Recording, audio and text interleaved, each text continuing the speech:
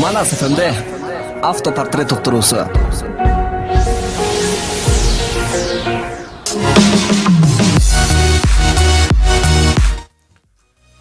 Кутмандуу кушубак күнүңүздөр менен дейли, жалпы Манас радиосунун угармандарына жана ошондой эле автопортрет уктуруусунун сүйөрмандарына, күйөрмандарына дейли баардыгыңарды азыркы жазга окшоп келаткан аба ырайы менен маанайыңарды 102.9%га көтөргөнгө аракет кылмакчыбыз. Албетте адаттагыдай эле бүгүн өзүбүздүн коногубуз дагы бар. Ал дагы бизге жардамчы болуп, бүгүнкү угармандарыбыздын суроолоруна, сыноолоруна сынбай бардыгы ойдогудай болот деген ишеничтебиз. Ал эми бүгүнкү коногубуз кызык болуп турган болсо, Жарайт Сити, Элемне дейт, ГГ шоу ушул сыяктуу долбоорлордун резиденти жана ошондой эле Ванчопадагы Копченый аты менен таанымал болгон, кыргызчасы ышталган болуп калабы, ШАМИЛЬ БЕКБОСУН уулу бүгүн биздин студияда конокто.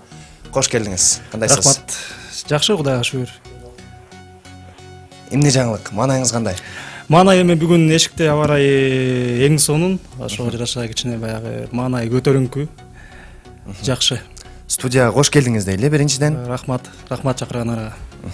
Эмне иштин үстүнөн жүрөсүз азыр?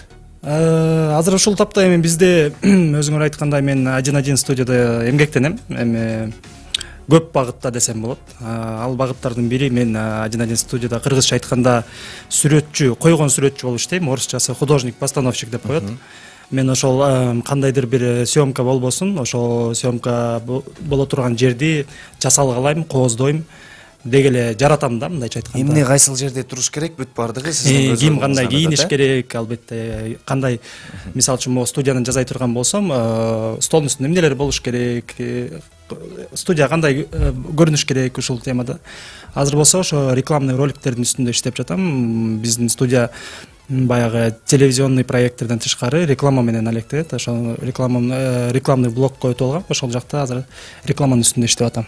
Сүрөтчү катары сизден азыр биринчи сурай кетели. Биздин студияда бардыгы жайында эле экен? Жактыбы? Ооба, мен кирери менен эле дароо сизге айттым. Студия аябай жакшы деңгээлде жасалган экен.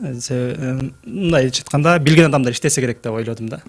Эң сонун эми автопортрет уктуруусунун негизги эле максатын, миссиясын түшүндүрө кете турган болсок, келген коногубуздун баягы чыгармачылык жолу тууралуу, кылган иши тууралуу, өмүр баяны, каякта өскөн, каяктын кулуну, качан эң биринчи жолу кыздын бетинен өпкөн деген сыяктуу ар кандай суроолор менен коштолуп, бардык жеке эле сиздин күйөрмандарыңызга, ошондой эле радионун угармандарына сиздин портретиңизди түзүп берүү. Албетте бүгүн түз эфирде дагы чагылдырылып, YouTube, Facebook баракчаларынан көрө алат, бирок ошо көрбөй жөн эле тыңдап жаткандар үчүн дагы сиздин баягы экрандын аркасындагы экранда эми кээ бир адамдар башка, өзүнүн жашоосунда башка болот эмеспи? Ошол сыяктуу бардык сиздин оң жагыңыз, терс жагыңыз дегендей бардыгын төкпөй чачпай ачып айтып берүү биздин максат болуп эсептелет. Ал эми угармандар болсо, өздөрүнүн кызыктырган суроолору болсо, же болсо салам куттуктоолору болсо, 0705 00 сандары сиздер үчүн кызматта.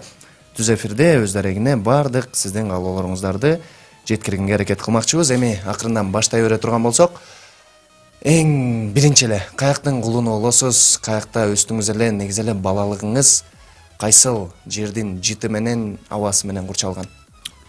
Негизи менин балалыгым баягы саякатка өтө бай. Өзүм Бишкек шаарында 1991-жылы туулгам. Эми балалыгым бардыгы эле ошол менин убагымда төрөлгөн балдардай эле өткөн. Жөнөкөй үй бүлөндө эле. Анан Бишкек шаарында 1-класска 66-мектепке барган болчумун. Анан ата-энемдин жумушуна байланыштуу бул Чүй облусунун Кантка жакын, Канттан бир аз арыраак жерде 1-май, 1 май деген айыл бар. Ошол жакка барып окуп калдым. Анан 4-класстан кийин, анан кийин өзүмдүн ата-бабам жердеген чоң атам туулуп өскөн жер Нарын районунун Нарын облусунун Жумгал районунун Жумгал совхоз деген айылына барып окуп калдым. Ал жакта чоң энем бар эле карыган, анан ошолорго баягы жардам берсин. Мен үйдө 4 бир тууганмын, алардын улусумун. Анан кийин баягы улуу ошо кол арага жарап калган бала катары мени жиберишкен эле, ошол жакта жардам берип, ал жакта окуп калдым. Көбүнчө эгерде эстей турган болсок, мен балалык кезимдин кызыктуу саамдары, кызыктуу убакыттары ошол нарында, жумгалда өттү. Эми сиз го өзүңүз баягы элес менен кызыктуу өткөн же болбосо кандайдыр бир сиздин көңүлүңүзгө толоорлук бир көзөрмөндөр менен өткөндүгүн айтып атасыз, бирок угармандарга жана мага ошонун ичинде элестетиши оорураак, анан бир окуя болсо дагы ошол балалыгыңызда сиздин шоктугуңузду же жооштугуңузду көргөзгөн кызыктуу эмне окуялар болду эле? Негизи эле мен баягы адептүү жакшы окуган балдардын катарында болчумун бала кезимде.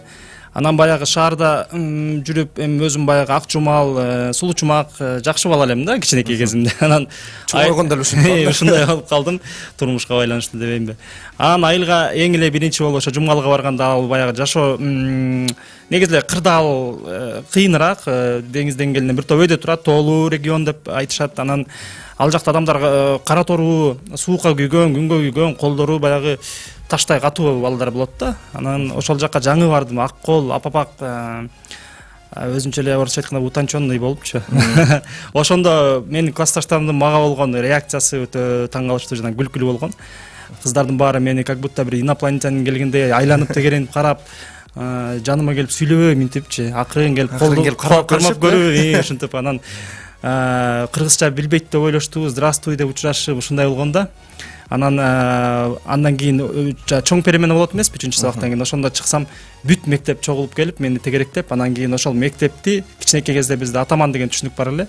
Ошо мектепти кармаган бир бала бар экен. Угуп атса салам айтам, Асуу деген бала. Ошол жаныма басып келип, ой, бул орус турбайбы деп мындай тоготпостук кылган эле да. Анан кийин айла жок, ошол убакыттын тартибине, мектептин ички тартибине жараша бир жума бою балдар менен мушташып, өзүмдүн баягы анча деле ак кол, анча деле жоош эмес экендигимди далилдеге туура келген. Андан тышкары сабактарды жакшы окуп, мен отличный экенди далилдеп кеткем да. Кайсы сабак өтө жакчу эле, анан кайсы сабак жакпачу эле? Мага сүрөт сабагы жакпар эле.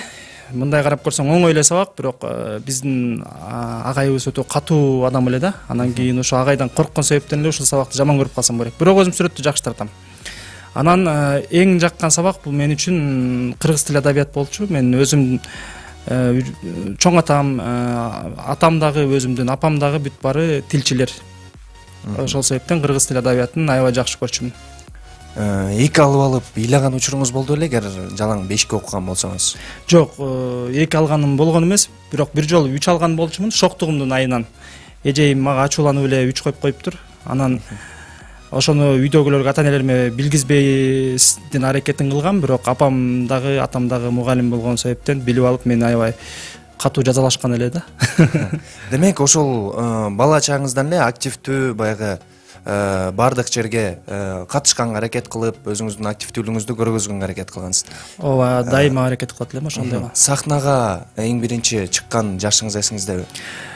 Ооба, эми сахнанын чоң кичине түрдүү сахналар болот эмеспи? Эң биринчи жолу мектепте болгон, эсимде, азыр 5-же, 6-чы класс так айта албай атам. Бизде ошондо Чыңгыз Айтматовдун канча жылдык экенин билбейм, бирок юбилейин белгилеп атканбыз. Ал убакта Чыңгыз Айтматов өзү тирүү эле, Чыңгыз Төрөкулович. Анан ошол Атадан калган туяк деген чыгарма бар го. Ошону аткарыш керек болуп калды, спектакль болуп. Анан мен ошол жерде кичинекей баланын ролун ойногом. Атасы согушка кетип калып, анан кийин айылга кино көргөзүп келгенде, кинону көрүп алып, залды жаңыртып, элдин баарын чочутуп кыйкырат. Бул менин атам, көрбөй атасыңарбы депчи. Ошол баланы ойнош керек болуп калды. Анан деген мага мен ал чыгарманы көп кайталап окуй элем. Анан баягы фантазия болот да, элесиңде кандай депчи. Анан ошол баланын образына аябай кирип алган окшойм. Чын эле ошол жерде актовый залда чогулган элдерди чочутуп кыйкырып өкүрүп мындай. Мен сахнада эле ойношум керек болчу. Сахнада секирип түшүп, элдердин арасына барып, ар кимди жакалап, көрбөй элесиңерби, менин атам бул деп жүрөгүн түшүргөм. Ошондо аябай кол жабышып, дуу болуп, көрсө бул ойнойт турбайбы деп анан ошондон баштап мектепте актер катарында таанымал боло баштагансыз, Эми актер десем азыр анча-мынча менин коллегаларым күлүп атса керек. Бул өтө эле мактанып кетти аша чаап деп. Бирок мектеп учурунда ошондой болгон. Эми ошол бала чагыңыздагы баягы өзүңүз үчүн кол жетпес деген кыялыңыз болду эле? кол жетпес кыял азыр эстеш кыйын экен, бирок болгон. Бала чак дебейин, жанагы эмне деп коет, 16-17 жаш болот го, өткөр өспүрүм убакыты, ошондо бир катуу кыялданган элем. Мен биз баягы кыргыздар жумушка негизи эле жакын болот эмеспизби?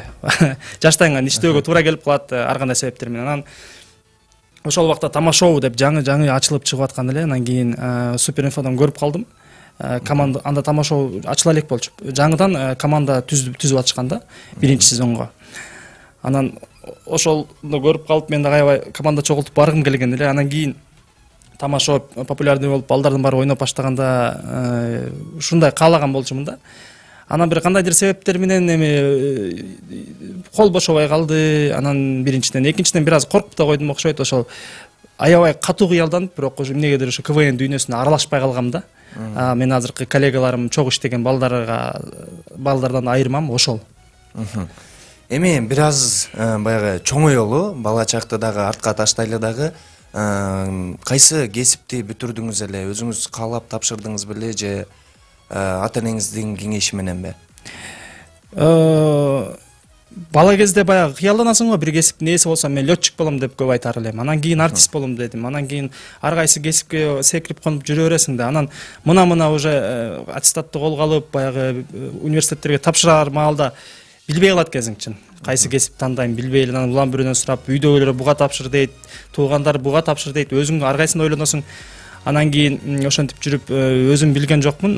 Мен апам эне да, эне жаман каалабайт деп энемдин тилин алган болчумун. Апам негедир ошондо ойлогон. Кытай тили азыр катуу кетип атат. Ошо Кытай тилин окусаң балам кор болбойсуң, котормочу болосуң деди да.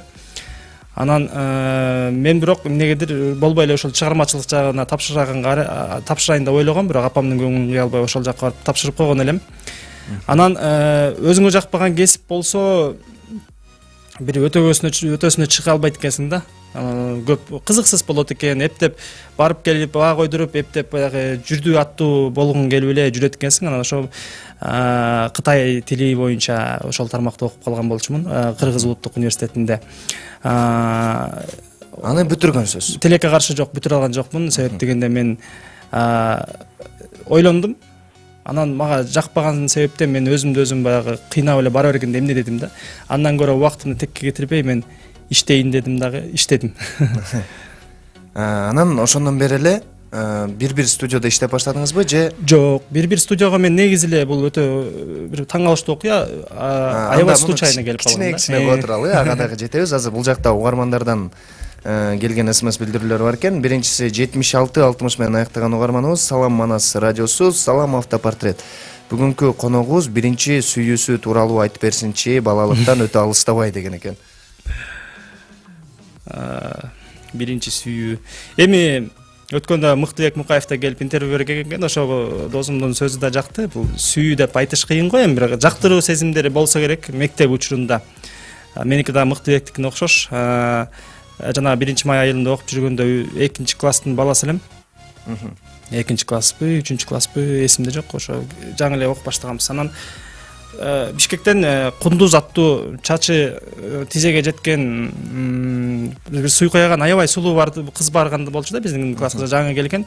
Ал класста мен отличник болчумун, красавчик болчумун. Анан биринчи атамандагы болдор элем да, иш кылып мен баардык козырлардын баары менин колумда болчу да. Мен аябай уверенно отурдум да, бул кыз меники болот, мен жактырдым деп. Анан өзүмдүн жакын досум Распол, биз Бека деп койчубуз. Ошол бала 3-переменада мен антип мынтип алаксып жүргөндө уже тиги кызды бронировать этип алыптыр да, заматтачы. Ошентип тартып жүргөм, досум болгон себептүү мен талаш алып алгам да, бирок көп бир жылдай жактырып жүрдүм сыртынанчы. Анан бир күнү деген үйгө жата алып ойлондум, кой мен досум болсо эмне экен, сүйүү катуураак дедим да. Анан жанагындай Мыктыбек айткандай кат жазып туруп 3 бурчтук кылып ороп туруп берем деп чөнтөгүмө салып 2-3 күн бере албай жүргөм да. Анан бир күнү кашайып тиги мектепте окуп переменада ойноп жүргөн убакта колуман түшүп калып, именно ошо Кундуз деген кыздын жанында жүргөн Зарин аттуу кыз таап алып атпайбы. Анан ошентип ачыкка чыгып калып, катуу уят болгом. Кыз айткан, сен мага келип ачык айтпайт белең деп, бала болсо, досум болсо, экинчи досум эмессиң деп, мындай кичинекей болсок да чоң адамдардай бир драма болгон да бизде. Ал досуңуз менен азыркыга чейин байланыш барбы же ошентенче? Кийинчерээк тилекке каршы байланыш үзүлүп калды. Бирок ошол кызды кийин көрдүм. Эне болуптур, кадимкидей уже бирөөнүн сүйүктүү жубайы болгон экен. Бирок мен эмнегедир анын кебетеси, келбети мен аң сезимде ошо кичинекей кыз бойдон сакталып калыптыр. Ал кызды көрүп алып аябай мындай башкача болгон да депчи.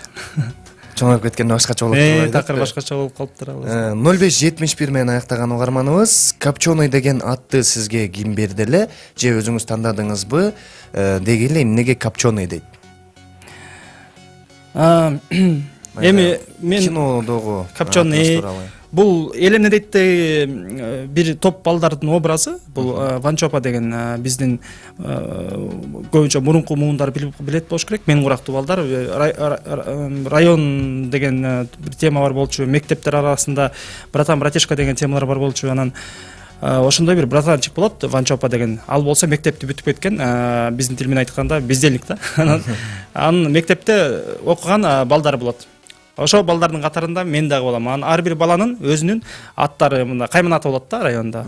Копченый, Суюк, Чуток, Быштак деген балдар болобуз да биз. Анан эми бул жазылып атканда, образдар жазылып атканда мен жок элем. Мен жаңы ошо один бир студияга жаңы жумушка кирген болчумун.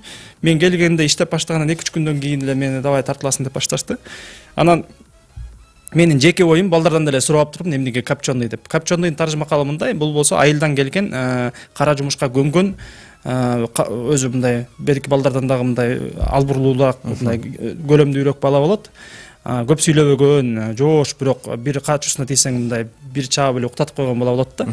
Анан Копченый деген бул баягы айылда жүрүп, от жагат, дегендей кылат, мындай кылат, ошентип жүрүп ышталган бала болот да. Бардыгына бышкан деген мааниде. Ошондой да. Ошол себептен анан киного дагы бул образ кийин өткөн да, Ванчопа фильмине. Эми акырынан ошол Ванчопага жана деги эле башка долбоорлорго жетиш үчүн эң негизгиси бир студияга келип калганыңыз, ага чейинки ишиңиз негизи эле ушул чыгармачылыкка байланыштуу эле. Мен көп кыялданып, баягы дегдеп жүрдүм. Ушул тармакта бир кандайдыр бир иш алып барсам депчи. Бирок эмнегедир такыр эле жакындай албай, такыр башка тармактарда иштеп жүрө бердим да, көп жыл бою башка тармактарда иштедим. Анан кийин бир күнү жаңы жылдан кийинки каникул беле бош жаткан болчумун, үйдө бош жатсам өзүм бир тууган эним деген айтып калды, Facebook'тан көрүп калыптыр, жарнама бир студияга стажерлор керек деп. Стажерлор булар деген эч нерсе билбей келип, анан кийин баягы үйрөнөт да, студиядан өздөрү үйрөтүшөт. Ошондой болуп келип калдым 3 жыл мурун. Анан келгенден кийин эле баягы мен жана башында жогоруда айтып өтпөдүмбү? Өзүңө жаккан жумуш болсо, бир нерсеге жеткенге аракет кыласың да, тырышасың. Анан ушул тармак мага жаккан үчүнбү, балким мен келгенде эле өзүмдү аябай күнү түнү иштеп эле өзүмдү көргөз алдым го деп ойлойм да, менин баягы башкармалыккачы. Анан балдар арасында дагы элемде дейттин балдар ал убакта уже команда топтолуп калган, жаңы резидент же болбосо бир актер алабыз дегенде эле ойлор жок болчу. Анан меники өдө күлкүлүү болуп калган, ошондо келгенде эле жаңы как раз Ванчопа жөнүндөгү скетчти тартышмак экен ошол видеону. Анан кийин балдар кечигип калды да. Анан кечигип калганда эле шама давай сен деле отура берчи. Массовкада эле берки балдар ойношот, алардын сөздөрү бар, сен жөн эле жанында отуруп бер деди да. Макул деп отурдум, анан ошондо Копченый деп ат берели деди, бул как раз окшошуп калат экен деп. Анан ошентип эле отуруп калдым. Анан бир жолу отургандан кийинкилерине да катышышым керек да. Анан мейли деп отуруп бердим. Анан 1-2 сөз берип көрүштү, бир сынапчы, ойной алабы деп. Мен ойнойм деп өзүм деле айткан эмесмин. Анан кийин эле баягы дубль деген түшүнүк бар да, бир дубль менен ойнойсуң, жакшы ойносоң, жаман ойносоң бир 15 дубль, 20 дубль менен ойнойсуң. Мен 1-2 дубль менен ойноп балдардын ишеними менен кирдим го деп ойлойм да. Анан балдар анан кийин бир улуу байкелердин образдарын бере баштады. Анан алкаштардын, бомждордун ушундай бир башкача өзгөчө ролдорду бере баштады. Анан мен дагы аябай чын жүрөгүм менен аткардым.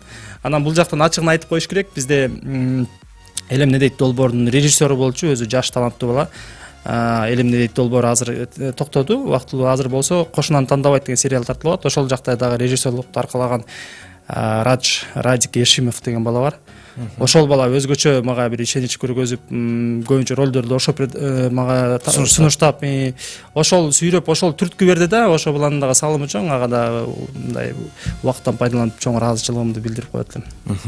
Эми ошол элемнеде деги эле бир студионун ичинде болуп аткан, баягы ашканасында болуп аткан нерсенин бардыгынан эле кабардарсыз, Албетте.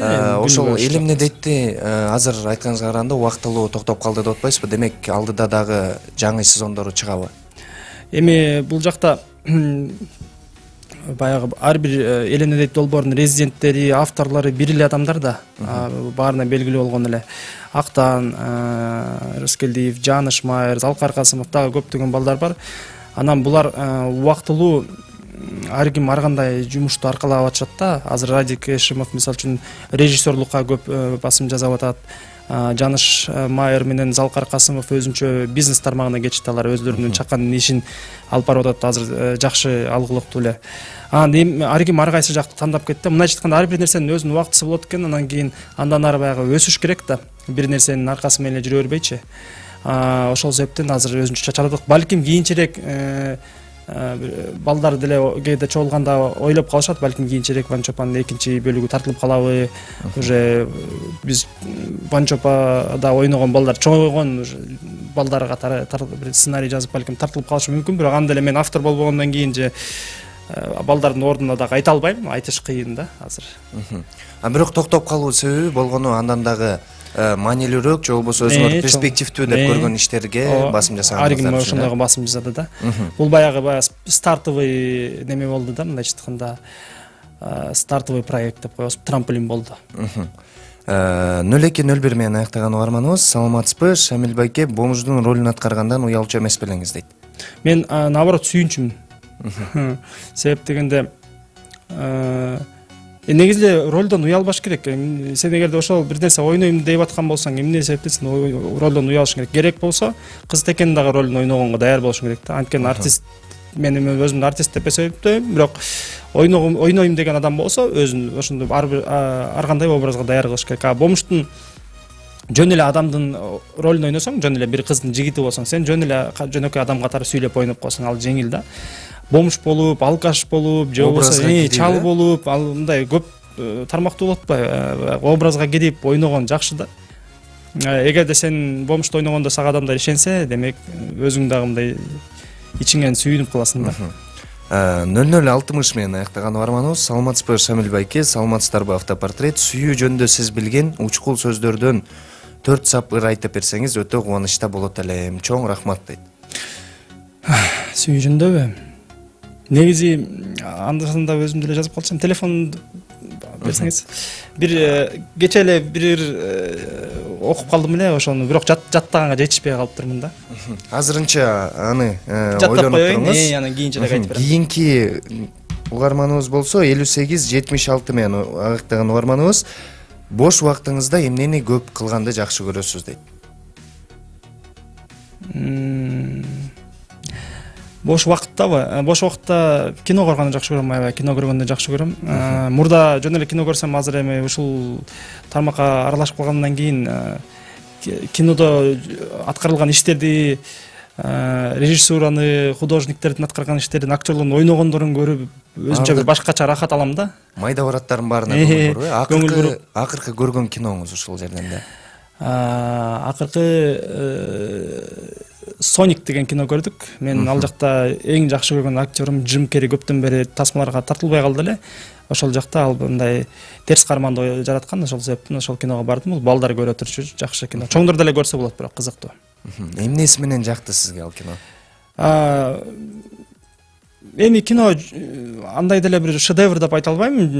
Жеңил, балдарга ылайыктуу, кээ бир жеринен күлкүлүү кино. Мен ал жака тек гана ошол Джим Керри үчүн эле бардым да, ошол адамдын мага аткарганы жагат. Мен ойлодум эле, бир көп убакыт өтүп кетти, ал киши деле бир топ жашка чыгып калды. Эми бир аз карып калды болуш керек деп, бирок Джим Керри 20 жыл мурун кандай ойносо, азыр деле ошондой мимика, ошондой жүргөн турган кыймыл аракети бүт ошондой. Бир карабагандай эле да. Ошондой эле ойноп тур. Эң сонун эми мындан мурунку угарманыбыздан өтүнүчүн аткарып кетесизби? жанагы сүйүү жөнүндөбү, бирок орусчада, кыргызчада которуп ийинби же? Мүмкүн болсо которуп ийсеңиз деле болот, бирок орусча деле каршы эмеспиз. Ага чейин угармандарыбызга дагы да эскертип кетели, 0705 00102 сандары сиздер үчүн эшиги дагы бардык жери негизи эле ачык. Угарман өзүңөрдүн каалоо тилектериңер же болсо саламдарыңар же биздин бүгүнкү коногубузга суроолоруңар болсо, эч тартынбастан узата бериңиздер. Даярсыз, Даярмын. Кече бир жерден кокусунан ушулар көзүмө илинип калды эле. Анан кийин өзүмдүн сүйгөн кызыма жиберген болчумун да. Отношения — это любовь, забота, поддержка, внимание. А еще это приносить водички, когда твоему родному человеку плохо. Отнимать одеяло, плакать на коленях друг у друга. Когда херово, орать и извиняться, беситься, но быть рядом всегда. Баракелде дейли. Бул сөздөрдүн бардыгын негизи эле баягы ыр түрүндө жазылган калеми кыскасы сизге таандык, Жок, бул мага таандык эмес. Мен муну бир жерден көрүп калдым, бирок эмнегедир биздин ачыгын айта берейин, жаман көрбөйсүзбү? Мен биякта да сүйлөшкөн кызым отурду эле. Биздин мамилеге окшошуп кетет экен. Баягы сүйгөн адамдар эми дайыма эле бири-бирин жанаша болуп эле, бири-бирин сылап эле, анан кийин сүйгөн көздөр менен карай бербейт. Ар кандай болот кээде баягы спорт этип кетесиң, бирок ошого карабай кайра эле бир 5-10 мүнөт өткөндөн кийин кайра кучакташып, кечиришип, ошондой учурлар болот да. Анан ошону баягы чагылдырган нерсе экен да, бул сүрөттөгөн ыр экен. Эми кайрадан чыгармачылыкка келели, аз жеке жашоого дагы алдыда кайрылабыз. Чыгармачылыкка кайрылганда эң негизги эле элемнедейттен кийинки долбоор катары сиздеки Ванчопа кетти. Кинотасмасы. Ал Ванчопага деле ошол элемнедейттин уландысы катары эле ошол ролго илиндиңиз. Анан ал жакта негизи эле сиз үчүн баягы актерлук чеберчиликти окубагандан кийин же болбосо тасмага биринчи жолу тартылып аткандан кийин сезимдер, өзгөчө сезимдер болдубу? Бул киного негизи менин образым орусча айтканда, кыргызча айтканда ачылган жок. Анткени башынан ошондой жазылган. Анткени бул жакта башкы каармандар МС Донча деп көпчүлүккө таанымал болгон Данияр деген бала, анан Жаныш Майер, анын образы Ванчопа болду да. Ошолорду ачыш керек болуп калды. Анан биз көп балдар болгондуктан ар бир өзүндү ачыш өтө кыйынга турду. Бул бир себеби. Бир себеби болсо, мен ал кинодо актерлуктан тышкарыдагы сүрөтчү болдум да. Ошол жакта бул деген эми 2003-2000 жылдардын баштарында болгон окуя жөнүндө тартып аткандан кийин бардыгы башкача болуш керек болчу, эски. Ошол убакытка дал келе тургандай. Анын баарын издеп, анын баарын тартыш. Мен актерлукка көп басым жасай алган жокмун да, образгачы. Анан ошол себептен мага айтышты, сенин персонажың, сен ойногон бала, Капчонный бул айылдан келген бала, жоош, көп сүйлөбөгөн, анан баягы таамай эле бир туура келе турган жерлерден таамай сүйлөп койгон бала депчи. Ошол себептен мен бул жакта көп кыйналган жокмун. Оңой эле ойноп аттык бир дубльдан. Мен мисалы үчүн башка балдар, актерлор репетиция кылып, бири-бири менен жана репликасын кайра кайталап ойноп атканда, биз баарыбыз барып ойной турган жерди куруп аткан болчумун да. Куруп бүтөм, мен бүттүм дегенде алар келет. Анан келгенде эле азыр эмне дейбиз дейм, бири-бирисине айтып берип коет мага, болду. Мен ошондо эле баягы эчтеке текст эле жаттабай эле, ал жактан көбүнчө сценарий ойноткан жерден дагы ар кандай себептерден өзгөрүп турду да. Анан кийин баягы импровизация кылып эле ойнолуп атты да, көп жерден көбүн эсе. Эми ошол учурда негизи эле тамашоонун баягы резиденттери менен чогуу ойноп атып, өзүңүздүн кыялыңыз орундалган сыяктуу сезимдер болуп аттыбы? Албетте, башынан эле элемнедейт жаңыдан ойноп баштаганда, жаңыдан кичинекей образдарды бере баштаганда эле мен өзүмдү бир четинен ыңгайсыз сезип аттым. Себеп дегенде ал балдар канча жылдап КВНда ойноп жүрүп, тигинде көптөгөн баскычтарды басып өтүп, анан кийин ушулга жетип атса, анан мен кечеге эле калып эле эчтеке кылбай эле катарына кошулуп калган сыяктуу болдум да. Өзүмдү ыңгайсыз сезип аттым. Анан бирок мен бир чети ойлодум, мен муну буларга жалдырап сурабасам, мени кылгыла деп өзүм айтпасам, анан балдар өздөрү ыктыяр менен берип аткан, демек мага ишенип атышкан турбайбы дедим. Бир четинен аябай сыймыктанып сүйүндүм чынында айтканда. Ошол анткени ошол балдардын көбүн мен залда элдердин катарында эле отуруп сахнадан көрчү элем да. Эми бул жакта алар менен чогуу бир образ жаратып атканыма албетте сыймыктанып сүйүнүп аттым. Андан кийинки эле Ванчопадан кийинки долбоор катары кошунан тандабайт кетти. Же ага чейин дагы барбы? Мен негизи эле бир студияда мындай адам катары болуп калдым да. Бизде көбүнчө бир жерде актер жетпей ала турган болсо, же бир актер кечигип калса, же болбосо менин келбетиме туура келе турган образ болуп калса эле, Шамиль бар эмеспи, Шамиль ойноп коет, ушундай болуп калганда көбүнчө да. Шама ойноп койчу кел деп, анан мейли деп эле мен кылып аткан жумушумду иштеп коелу, ойной берем да, дагы көп каадаланганды жаман көрөм. Көбүнчө ошентип ар кандай рекламалардагы, короткометражный фильмдерде көп жерде деле ойноп калып аттым, мындай экинчи пландагы, үчүнчү пландагы немелерди, образдарды. Анан кошунан тандабайттын режиссеру Радик Эшимов болуп калды. Ал жактан дагы ал бала айтты, кел ойно, мен сага деген башкы каарман Адилеттин досунун образын берейин деп. Анан ошол жакта Мыктыбек Мукаев экөөбүз, Мыкы деп коет, Мыкы экөөбүз ошол баланын досторун ойнойбуз.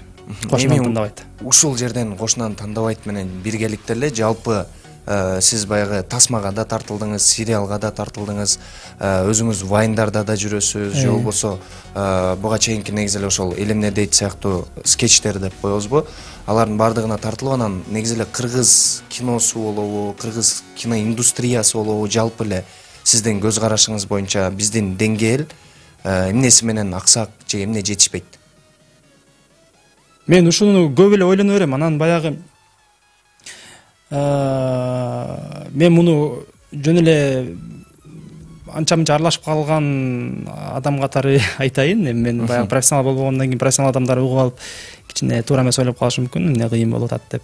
Бирок мен ойлойм, бул жактан кайсы тармакка болбосун суроо берсең эле каражат жетишпейт, өкмөттөн жетиштүү бир көңүл бурулбайт дей беришет да. Анын деле бир чындыгы бар, бирок жеке кино индустрияга менин оюмча бул жакта жетишпеген бирден бир себеби, азыр мисалы үчүн эми көп эле коммерциялык кино тартып калбадыбы. Мен азыр мисалы үчүн 20 000 долларга тартсам, бир 30 000 доллар пайда түшсө депчи, жок дегенде өзүм бир 5-6 000 доллар иштеп калсам деп. Көбү ошого басым жасап алды дагы, анан кийин чала сабаттуу кинолор көп чыга баштады. Анан бир себеп, анан экинчи себеби бул өзүбүздүн элибиздин суроо талабы ушундай эле да, ушул деңгээлде эле. Эгерде биздин эл деген терең маанилүү, кандайдыр бир философиялык маңызы терең болгон кинолорго басым жасаганда алар деле көп тартылмак. Азыр биздин элдин суроо талабы ушундай коммерциялык тамаша күлкү жаатындагы эле комедийный фильмдерге болуп аткан себептүү ушундай кинолор тартылып атат да биздечи. Анан дагы айта турчу нерсе, бул жерде биздин рынок негизи эле аябай кичинекей да. Мисалы үчүн Казакстанда же болбосо Россияга кино тартсаң, ал жакта элдин саны көп да, кирүүчүлөр көп болот. Ошол себептен көбүрөөк акчага качественныйраак тартасың да. Анан албетте 15 000 доллар же ашып барса 20 000 долларга анчалык деле кыйын кино тартыш оор да, биздин шартта, биздин кырдаалда. Ошол дагы бир 2-3 себеби бар. Негизи эле өзүңүз келечекте баягы бул суроону дагы жөндөн бербей элемин. Сиз Инстаграм баракчаңызда дагы режиссер болгум келет деген бир ойлоруңуз менен бөлүшкөн экенсиз. Анан ошол келечекте кыргыз киносун өзгөртүп бир актер катары болобу, же ошол өзүңүз айтып аткан сүрөтчү катары болобу, же режиссер катары болобу өзгөртүүнү кандай десем баягы көзгө илинээрлик бир өзгөртүү киргизүүнү пландап же максат кылып жатасызбы?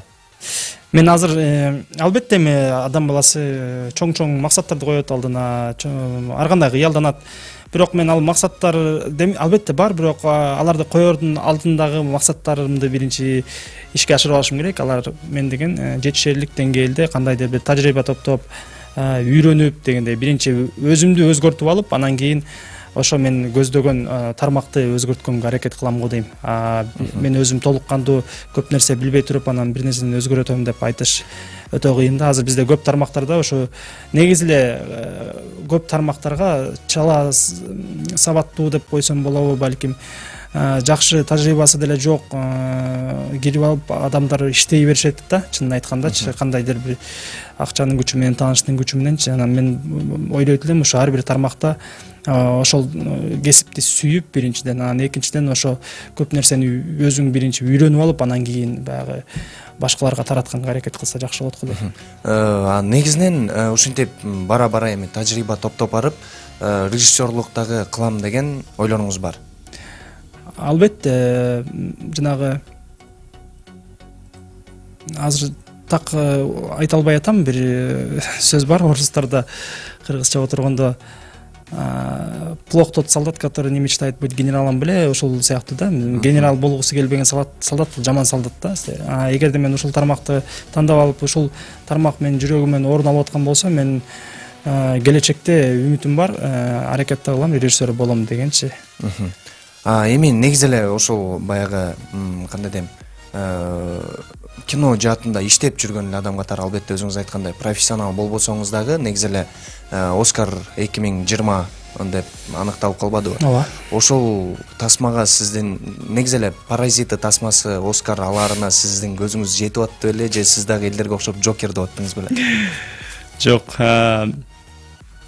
Ошо Паразиты тасмасы чыкканда эле биз биринчилерден болуп кызыгабыз да, кызыктарбыз. Жаңы бир нерсе чыкса баса калып, көрө калып, жана жаңы iPhone чыкса жантылашып барып сатып алган адамдар сыяктуу эле биз жаңы кино чыкса барып көрөбүз да. Анан кийин Паразиты жакшы кино экен деп мынчалык чоң резонанс жарата элек деле биздин балдар айтканда көргөн элек.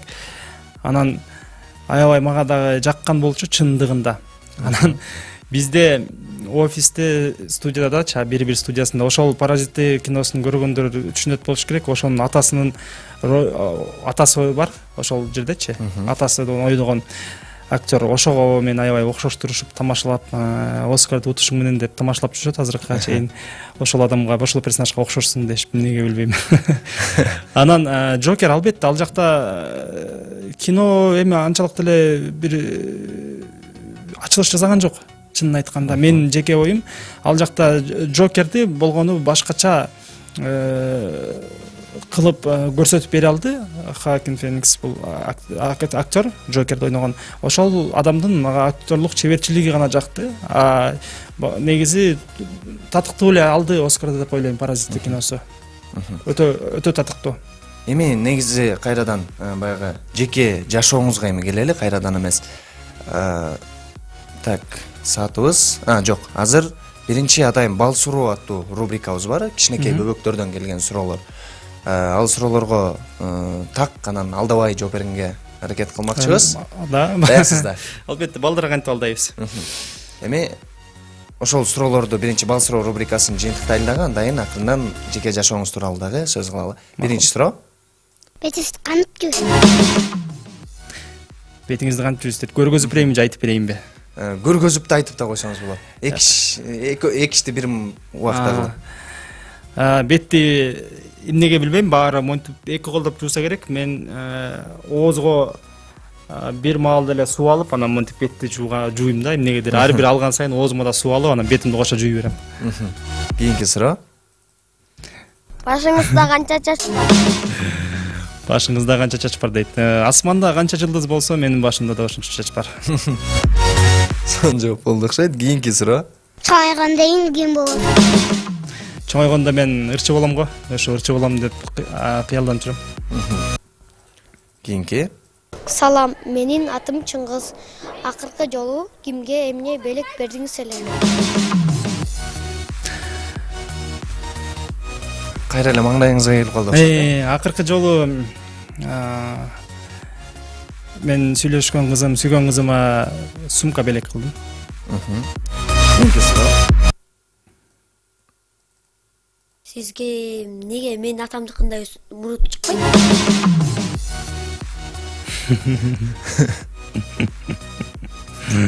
Менин атамдыкындай мурут чыкпайт. Тамашалуу суроо экен, эми бирок тамашалуу жооп берейин десем, ушундай маалдарда ой келбей калат да. Анан кийин жөнөкөй эле жооп берейин. Мага сенин атаңдыкынан да жакшыраак муруттар чыгат. Мен болгону күнүгө кырып турам да. Кийинки суроо. Сиздин тилиңиз канча сантиметр? Менин тилим эми мен сүйлөшкөн кызымдыкына караганда кыскараак. ашып кетсе бир 6-7 сантиметр. Кийинки суроо. Чыпалак батырга чыгасызбы? Чыпалак баатыр эми менден улуу болгондуктан ал адамды сыйлайм, чыкпайм деп айтсам болот. Бирок чыпалак күрөш кылганга даярмын. Кол күрөш деген бар, ошол сыяктуу эле чыпалак күрөш кыла алам. Акыркы сурообуз. Менин атым Айдар. Менин сизге суроом бар. Сиз президент болсоңуз эмне кыласыз? Мен президент болсом өлө жыргайм. Жөнөкөй айтканда тамаша. Эми президент болуш ар бир адамдын эле колунан келе бербейт, ар ким өзүнүн алына жараша иш кылыш керек.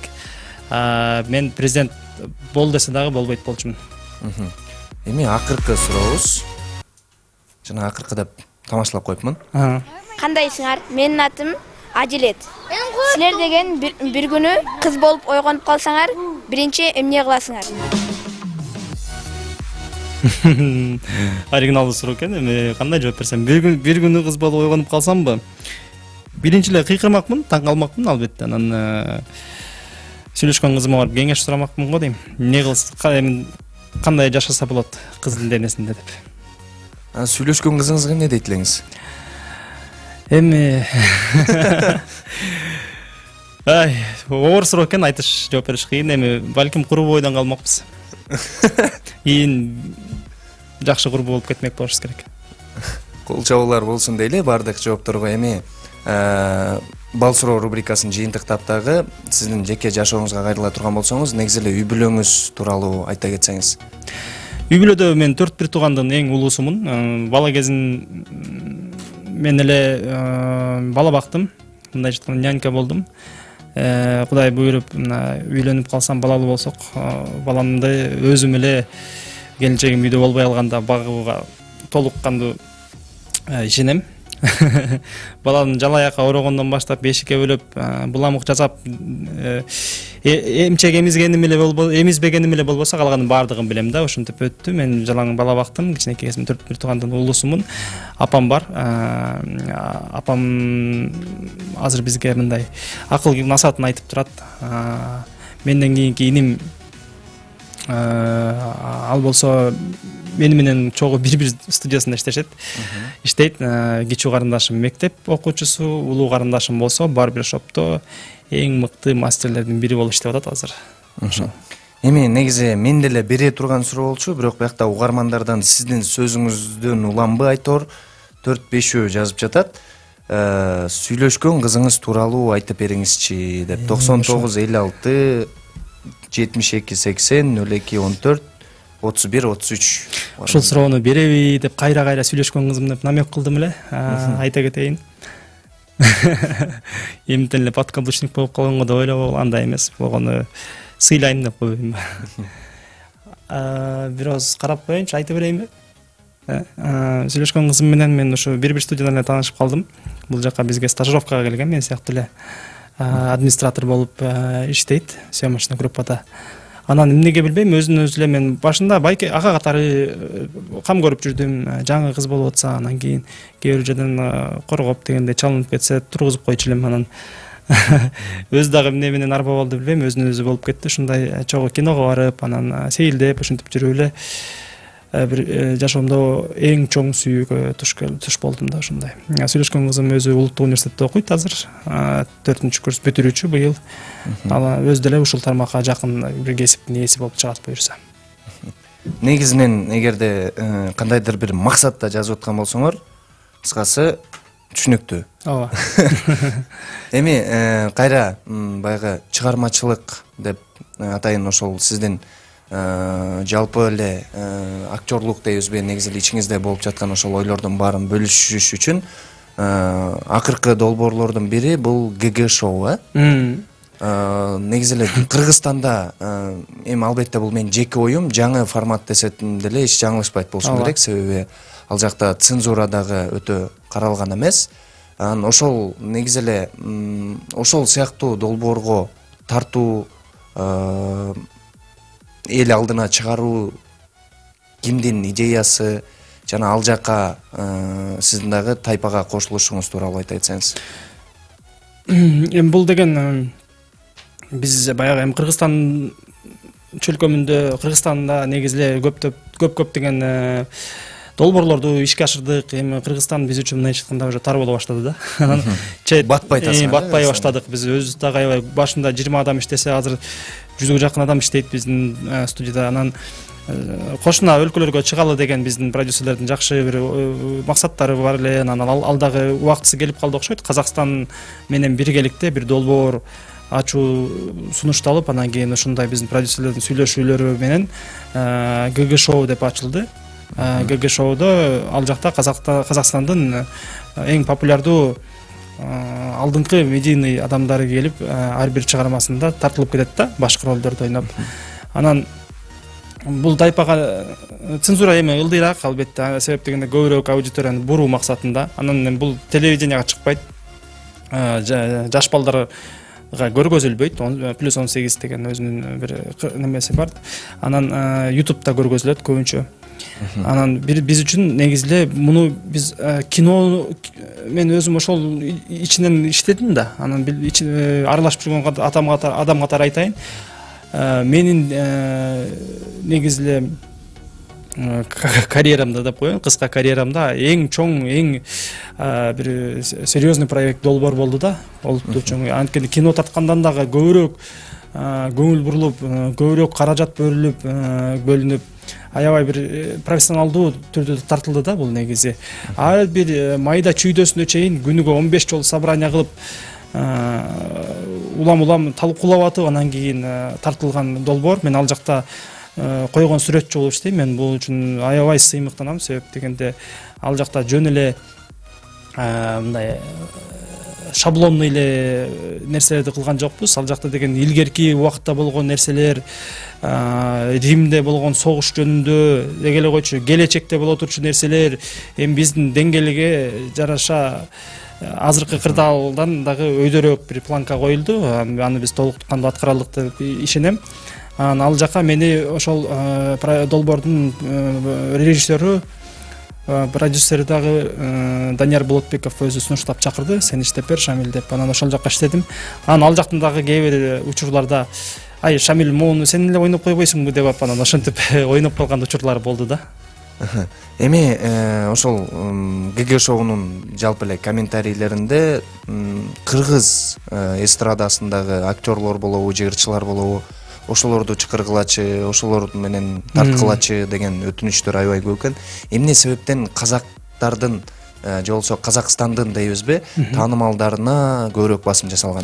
Эми бул жөнөкөй эле менин жеке оюм. Мен дагы айтып коеюн, студиянын официалдуу бир багытын айта албайм. Мен жеке оюм, бул эки өлкөдө көргөзүлөт да, Казакстан менен Кыргызстанда. Анан Казакстанда бизде Мирбек Атабеков анан кийин аз-маз эле ырчы болбосо көбүн тааныбайт. Биздин шоу бизнес дүйнөсүндөгү адамдардычы таанымал эмес да. Инстаграмда болсо деле биздин блогерлер, вайнерлер Казакстанда эч ким тааныбайт. Казакстандыкын тескерисинче бизде Инстаграмда жүргөндөрдүн баардыгын биздин эл тааныйт, көрөт да. Анан эгерде биз Кыргызстандан чакырып тартып кое турган болсок, анда жанагы мисалы үчүн 700 000 көрүлгөн болсо, 700 000 жолу анын бир ашып кетсе 50 000 жолу эле көрүлгөн болуп рейтинг түшүп кетет да. Ошол себептен азыр биз биринчи элди көндүрүп Казакстан менен Кыргызстанга белгилүү инсандарды чакырдык да. Эми ушул жерден эле кайра сиздин сөзүңүздөн чыккан суроого көңүл бурсак, эми жол издесек дейин, айтып атпайсызбы, ошо негизи эле Казакстандын баягы вайнерлери болобу, ырчылары болобу, Кыргызстанга дагы негизи эле көбүрөөк аудиторияга белгилүү депчи, а кыргыздардыкын көп тааныбайт деп. Ошого эң чоң себеп эмне деп ойлойсуз? Кыргызстандын негизи эле жараткан продукттарында, азыктарында дейбизби? Негизи продукт десек түшүнүктүүрөөк болот го дейм. Сапатсыздыгындабы же колдон келбегендикпи? Жок, юмор жаатында мисалы үчүн Казакстандан биздин юмористтер эч бир кем калбайт. Ырчылык жаатында деле Казакстандын көп атактуу ырчылар биздин кыргыз ырчылардын ырларын которуп алып ырдап жүрүшөт. Сурап болобу, сурабай болобу иши кылып ырдап жүрүшөт да. Кино жаатында деле биздикилер жакшы эле кеп ошол ырчыларда же болбосо вайнерлерде же актерлордо эмес го дейм. Бул элде болуш керек. Казакстандын эли көбүнчө өзлөрүнүкүн көрөт. анан басымдуу түрдө Америка, Россияны көрөт да, тигил жактычы багытташат.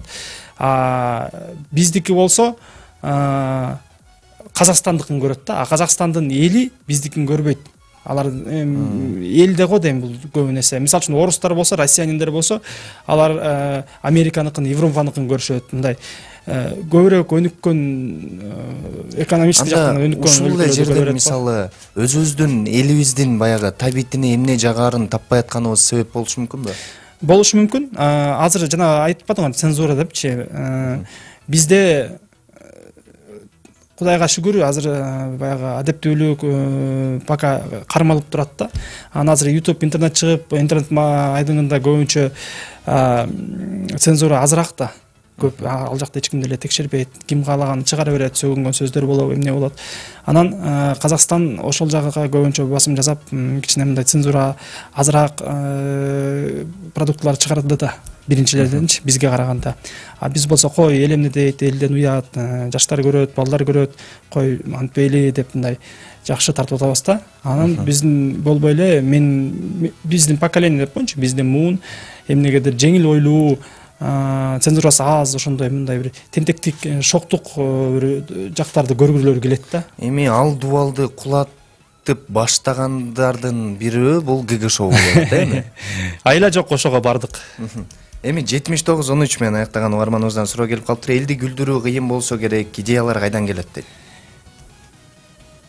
Юмористтер бул негизи көп жерде айтылса керек. Юмористтер бул мен өзүм эми баягы аткаруучумун да, өзүм деле анча-мынча аракет кылып вайндар тартып коем. Кээ бирөө күлөт, окшош болот деп, анан өзүм көп ишене албай кетип, анан токтотуп коюп атам да. Кой жөн эле коеюнчу, мындай эле мындай юмористтер кылсынчы депчи. Анан юмористтер бул элдин күзгүсү.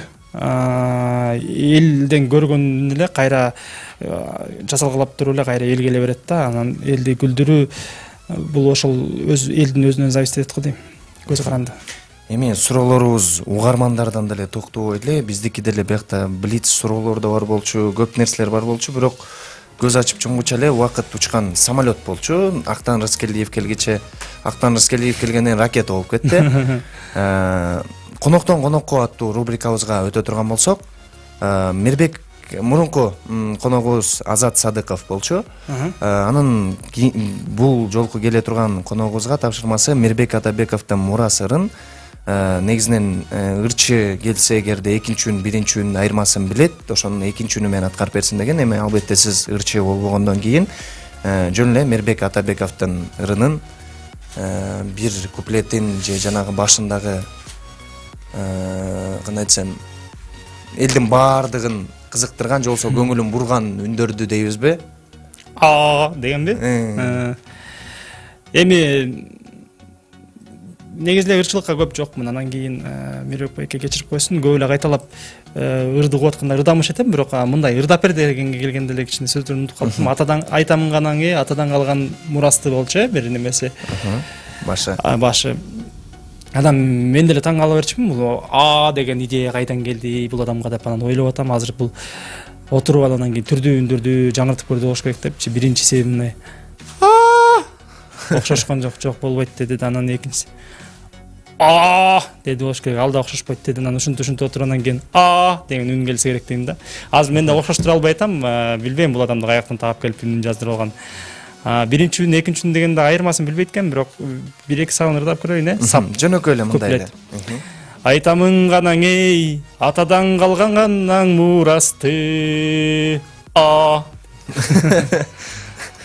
жабуулар болсун дейле. Эми негизи эле бул рубрикабыздын уландысы, сиз келерки конокко тапшырма ташташыңыз керек. Келерки конок азыр белгисиз, ким экени, кайсы чөйрөдөн. Негизинен ырчы келиши керек, бирок ошо баягы чыгармачыл адамдар кээ бирөө съемкасынан бошобой калат экен, кээ бирөө гастролдоп кетип калат экен. Азыркы план боюнча негизинен ырчы келиши керек. Анда эми ырчыларга ыр жаатында берсең оңой да, ал өзүнүн кесиби оңой аткарып кетиши мүмкүн. Ошол себептен мындай тапшырма болсун. Анда эфирдин башында айтып коесуңар, аягына чейин балким даярданаттыр. Бир аз болсо дагы бир кыска, мурда биз интермедиа деп кое берлек. Кыска бир чыгарма ойноп берип, элди күлдүрүүгө аракет кылсын анда. Туура болобу? Макул, тапшырмаңыз белгилүү, аны жаздык, Эми баягы дагы сүйлөшө турган нерселер, суроолор жогоруда айткандай эле өтө көп калды. Эми ошонун бардыгын буюрса алдыда дагы эфирлер болсо студияны көрүп алдыңыз, эшигибиз ачык. Азыр болсо сизге эркин микрофон. Биринчиден силерге ыраазычылык билдирем. Ушунтип чакырганыңыздарга башында экөө сүйлөшкөндө айтпадымбы, мен негизи эле бул тушоо кесүү эфирим болду го. Себептен буга чейин эч жакка барып интервью берген эмесмин. Мындан кийин тушоом жакшы кесилип, мындан кийин көбүрөөк чакырып калат деген ойдомун.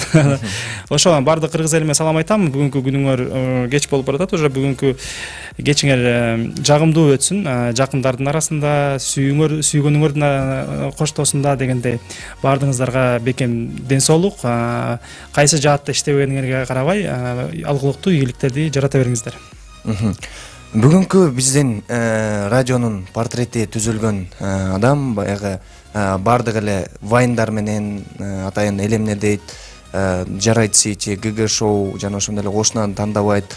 Ошол тасма дейбизби, сериал дейбизби, бардыгынын аркасында дагы өзүнүн салымы болгон жана ошондой эле ролдордо дагы өзүнүн салымын кошуп келип жүргөн, күлдүргөнгө да аракет кылып жүргөн жана ошондой эле бүгүн биздин эфирде бардык суроолорубузду четке какпастан жооп берип, тапшырмаларыбызды аткарып, негизи эле жагымдуу маанай куруп берген ШАМИЛЬ БЕКБОСУН уулу болду.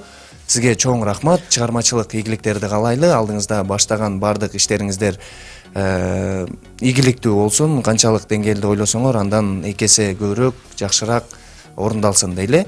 Маңдайыңызда отурган адам менен ар дайым бактылуу болуңуз, кармашкан колуңуз үзүлбөсүн. Рахмат. Дагы бир жолу ыраазычылык билдиребиз. Ал эми угармандар менен бүгүн коштошобуз. Бирок биз коштошсок дагы Манас радиосу сиздер менен коштошпойт. Эмки шейшемби күнү угушканча сак саламатта туруңуздар. Башканы коюп, Манастык. Манас ФМде автопортрет уктуруусу.